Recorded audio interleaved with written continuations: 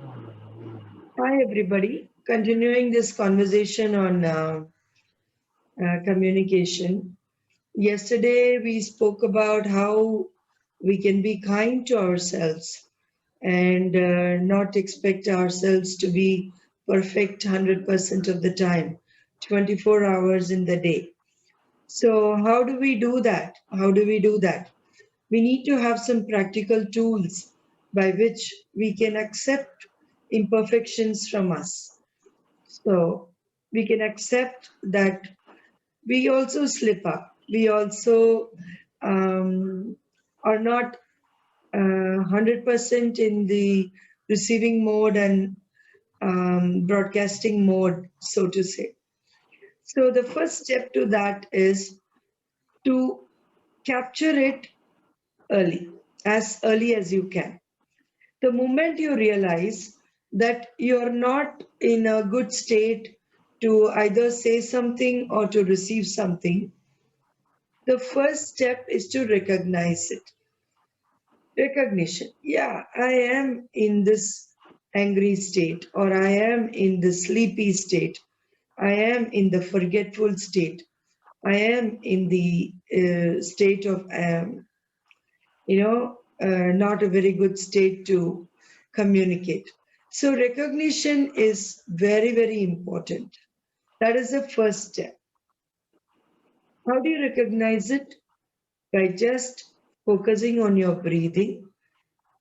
I bring the breathing back again and again to it's so important. That is the bridge between the physical world that we live in and the mental world and the emotional world, which is not seen by us.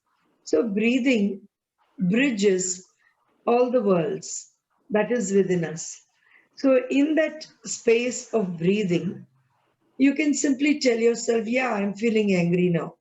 I really don't want to communicate with anybody. So, get a few moments to breathe deeply, to stop yourself from communicating something which can be non beneficial to the child or to any other family members or to anybody else. So, stopping is crucial. That is the first step. In that stopping moment, we recognize the emotion, what we are feeling. And the second step, once you've recognized that you're angry, the second step is to accept that you are in an angry place or you are in a sad place. It is not beneficial to anybody for you to communicate anything when you are in a sad space.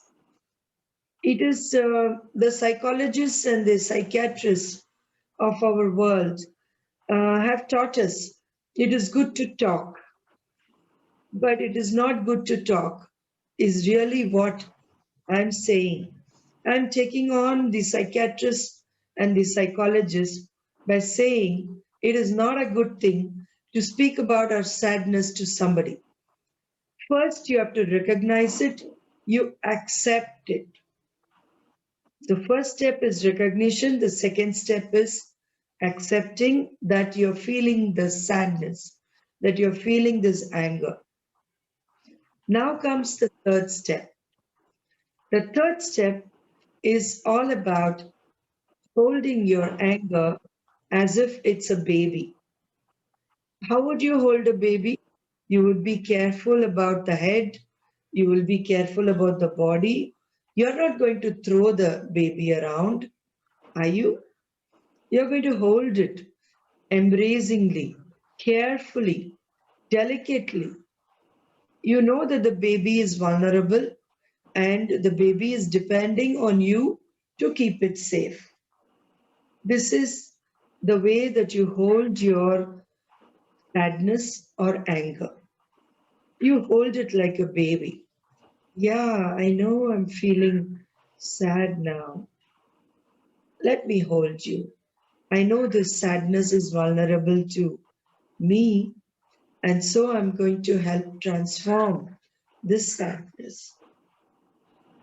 Having embraced the baby of anger and sadness and whatever emotions that you're feeling, the fourth step is basically to look for the causes of the sadness or anger or any negative emotion, jealousy or guilt.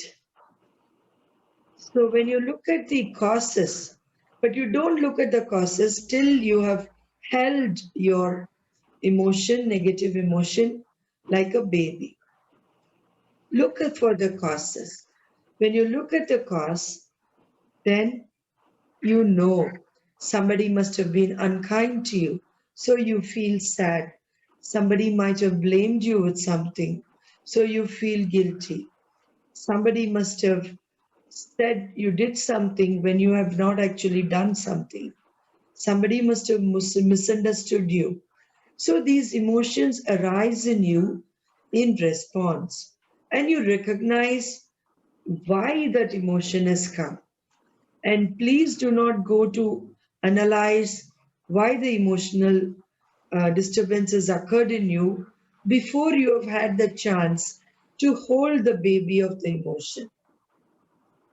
And the fifth step to this whole capturing your emotion and transforming it, look deeply into this state that you're in, and you will know what to do. Your soul is your friend, your child is your friend. They will show you how you can transform. You don't need an external inputs to tell you what you need to do to transform that. You have recognized, you have accepted, you have embraced, you have found out the cause, and now it's time to transform it. Again, through all the five steps, breathing is the best route. Now that you have transformed it, now you can talk to anybody. You know what? This is what happened with me. Now you can talk to the person who might have hurt you and say, listen, what you said or what you did hurt me. Please do not try to approach anybody who has hurt you before you have processed these emotions within you first. Be it your child, be it your family member, be it anybody in the world. This has been a big change in me once I've mapped out these steps and I have gone through the process of transforming my emotion. Now I can talk about it without getting invested and without getting back into the anger mode, without getting back into the sad mode.